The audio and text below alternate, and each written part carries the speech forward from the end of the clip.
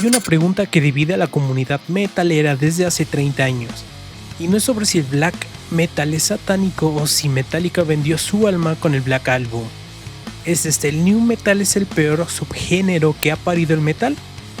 La respuesta fácil es sí, y si eres purista, probablemente ya escribiste el comentario antes de que termine esta frase. La respuesta honesta es más incómoda porque el new metal es posiblemente el subgénero más odiado y a su vez más influyente del metal en los últimos 30 años. Y esa contradicción merece un análisis real, no un meme de internet. Esto no va a ser una defensa del new metal, tampoco va a ser una ejecución pública. Va a ser la verdad con nombres, ejemplos y sin medias tintas.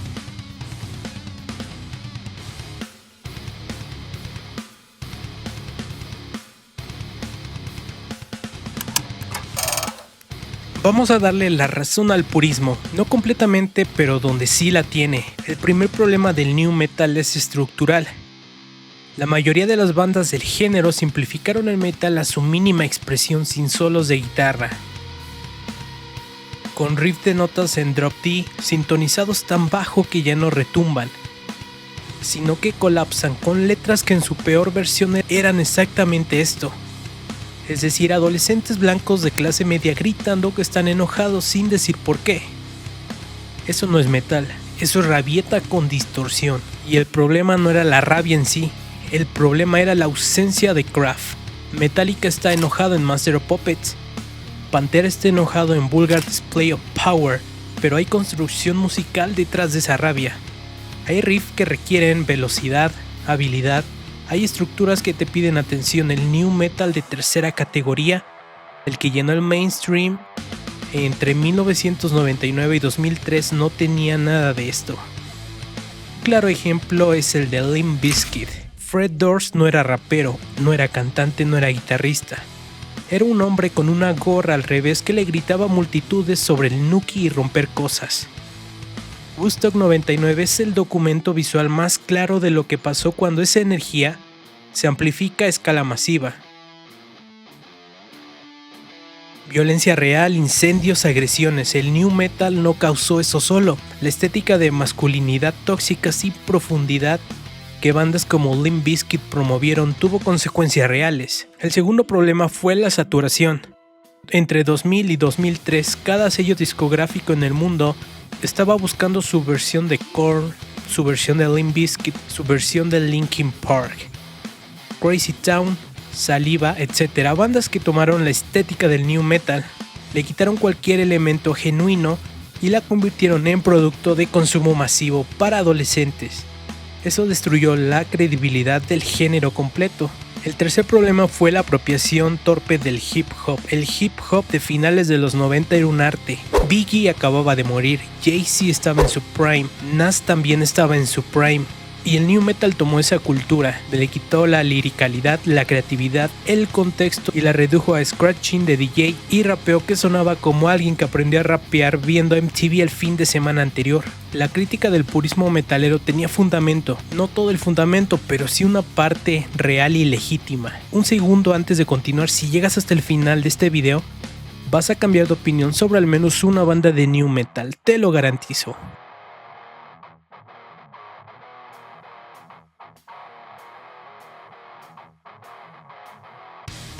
Aquí es donde el argumento se complica porque hay una diferencia enorme entre el new metal como fenómeno masivo de mercado y el new metal como movimiento artístico real. Y si solo ves el primero te estás perdiendo el segundo completamente. El debut de 1994 de Korn, escúchalo hoy, es un disco que no suena nada de lo que existía antes.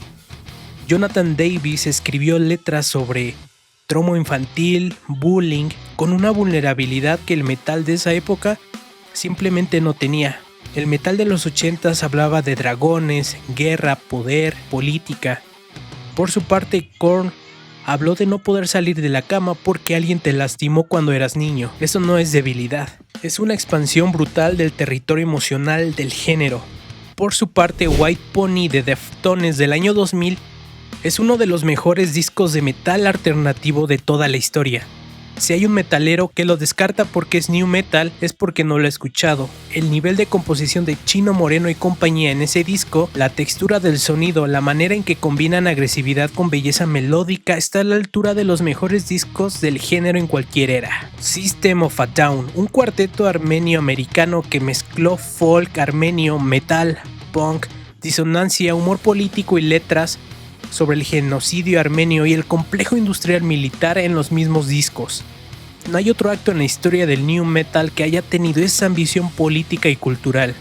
Toxicity es un disco que envejeció mejor que el 80% de los discos de thrash de la misma época. Y aquí viene el punto que más se ignora: el new metal fue la puerta de entrada al metal para una generación entera. Hay músicos de death metal, black metal, thrash que hoy tienen 30 y tantos y 40 y tantos años y que empezaron con Korn o Linkin Park. El new metal para los 90s fue lo que el glam metal en los 80s, ridiculizado por los puristas pero absolutamente efectivo como red de captura de nuevos fans que después exploraron más lejos. También fue el primer subgénero del metal en ser masivamente inclusivo en términos de audiencia. El metal había sido históricamente un espacio muy masculino, muy blanco, muy de cierta clase social. El new metal llegó a suburbios, escuelas públicas, a jóvenes que nunca hubieran entrado a un show de Slayer. Y algunos de esos jóvenes terminaron escuchando Slayer 10 años después. Eso tiene valor. Lo que sigue es el punto más polémico de este video. Tengo un veredicto y no es el que esperabas.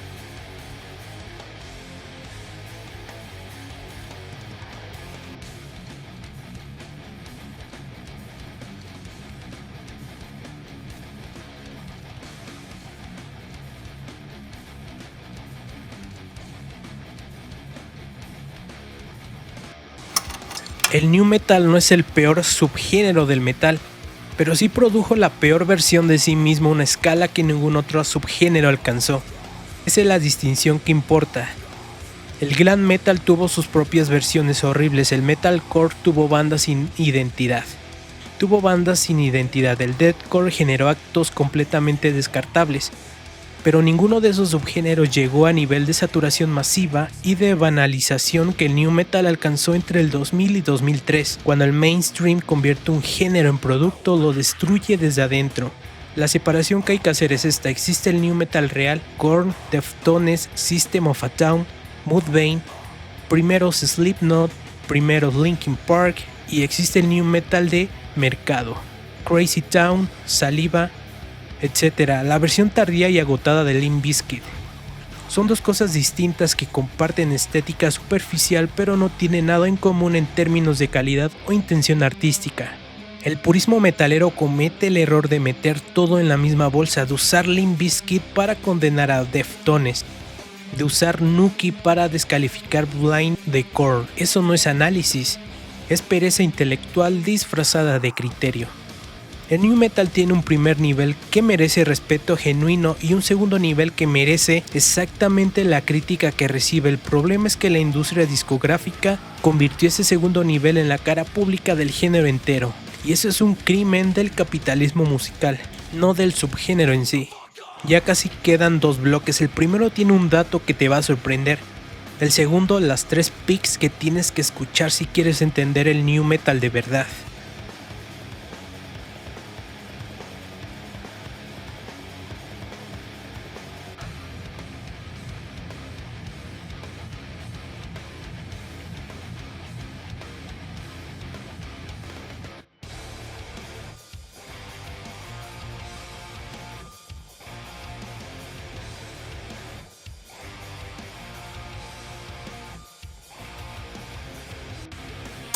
Aquí viene algo que la mayoría no sabe y que cambia completamente cómo lees al new metal dentro de la historia del metal.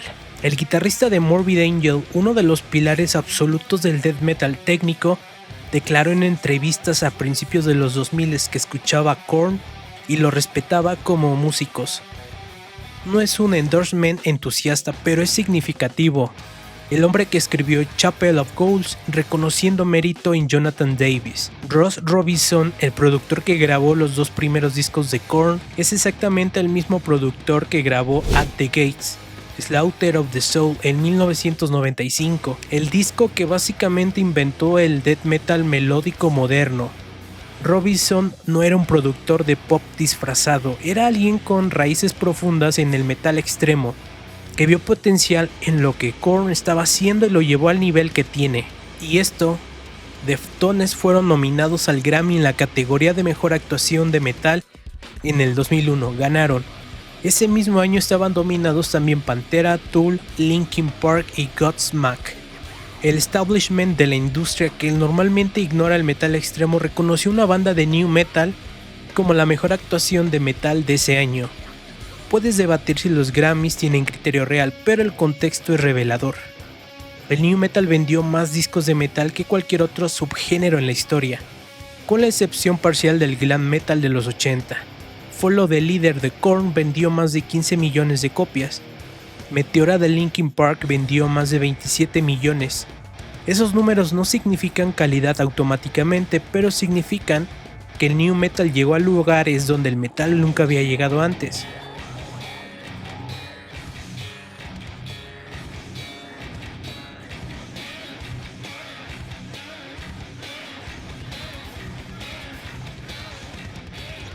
Y algunas de esas personas se quedaron en el género. Los 3 discos que tienes que escuchar si alguien te dice que el new metal es basura y no has escuchado estos 3 discos, no sabe de lo que habla.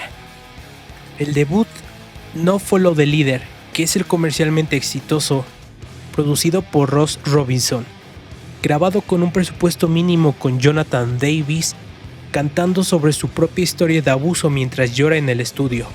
Es crudo, incómodamente, técnicamente sólido y completamente diferente a todo lo que existe en 1994. Blind sigue siendo uno de los mejores openers de cualquier disco de metal de esa época. Número 2. Deftones White Pony, el disco que demuestra que el new metal podía ser arte sofisticado.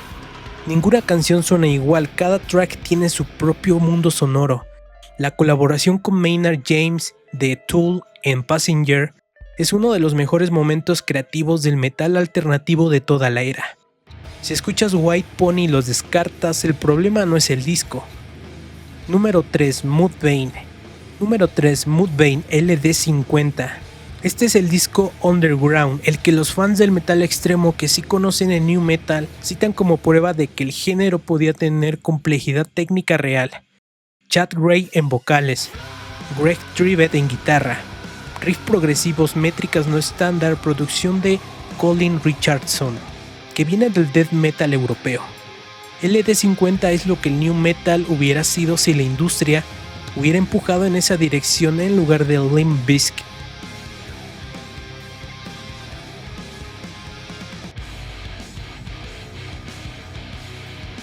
El new metal no es el peor subgénero del metal, es el subgénero que mejor demuestra lo que pasa al metal cuando la industria lo convierte en un producto de masas.